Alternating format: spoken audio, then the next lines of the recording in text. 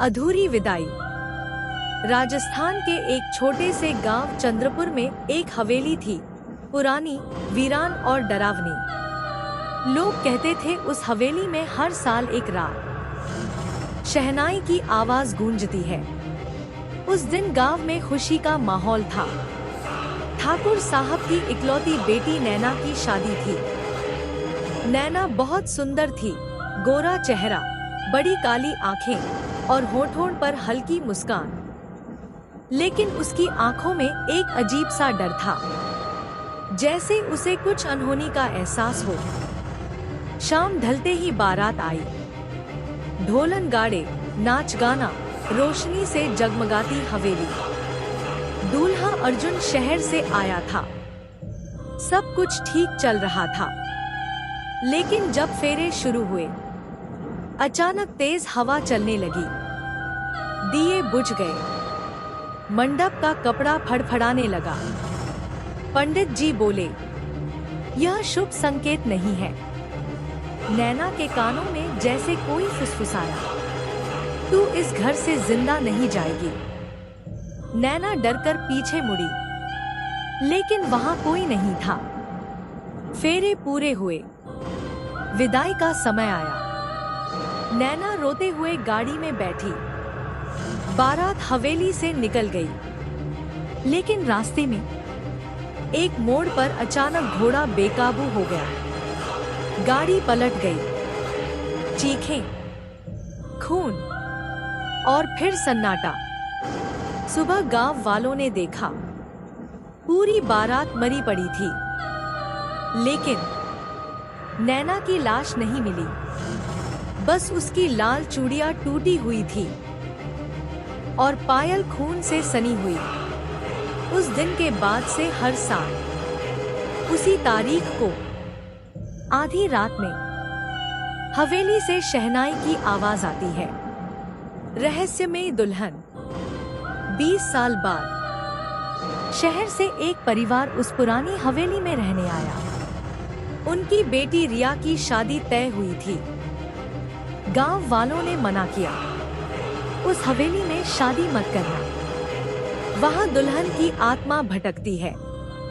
लेकिन रिया के पिता ने बात हंसी में उड़ा दी। शादी की रात, फिर वही तारीख, फिर वही चांदनी रात। जैसे ही बारात आई, हवा अचानक ठंडी हो गई। रिया को आईने में अपना चेहरा दिखा, लेकिन पीछे उसे एक और दुल्हन दिखी, लाल जोड़े में, चेहरा खून से सना, आंखें काली। रिया चीख पड़ी। सब लोग दौड़े, लेकिन कमरे में कोई नहीं था। रात के 12 बजे अचानक शहनाई अपने आप बजने लगी। दरवाजे खुद ब खुद बंद हो गए। रिया के पैरों में किसी ने पायल पहना दी, लेकिन वहां कोई नहीं था। अचानक रिया की आवाज बदल गई। वो धीरे धीरे बोली, मेरी विदाई अधूरी रह गई थी, आज मेरी बारात पूरी होगी। उसकी आंखें पूरी तरह काली हो गई। दूल्हे को जैसे किसी ने धक्का दिया। वो सीढ़ियों से गिर पड़ा। खून, चीखें, अराजकता। लोग भागने लगे, लेकिन हवेली का मुख्य दरवाजा बंद हो चुका था। रिया धीरे धीरे मंडप की ओर चली और हवा में जैसे किसी के साथ फेरे लेने लगी। आखिरी बारात। गांव के बुजुर्गों ने सच बताया, 20 साल पहले नैना की मौत हादसा नहीं थी। अर्जुन ने दहेज के लिए शादी की थी। रास्ते में उसने गाड़ी खुद पलटवाई ताकि सबको मारकर पैसा ले सके। लेकिन मरते समय नैना ने बद्दुआ दी, मेरी आखिरी बारात हर साल निकलेगी और कोई भी दुल्हन इस घर से जिंदा विदा नहीं होगी। हवेली में रिया पूरी तरह नैना की आत्मा के वश में थी। अचानक बिजली चमकी। सपने देखा। रिया के चेहरे पर अब नैना का चेहरा था।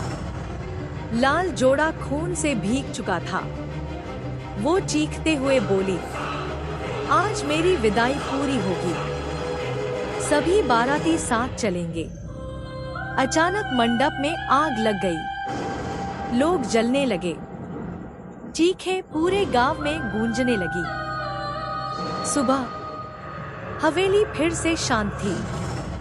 अंदर सब जले हुए पड़े थे, लेकिन दूर सड़क पर एक बारात जाती दिखी। ढोलन गाड़े बज रहे थे, घोड़े पर दूल्हा और पालकी में दुल्हन। लेकिन पास जाकर देखा, सबके चेहरे जले हुए थे और दुल्हन मुस्कुरा रही थी। उसकी आंखें काली थी और पायल की आवाज आज भी गूंजती है। कहते हैं, जब भी उस रास्ते से कोई नई बारात गुजरती है, एक लाल साया साथ चलने लगता है, क्योंकि नैना की आखिरी बारात अभी भी खत्म नहीं हुई। Like, comment, and subscribe.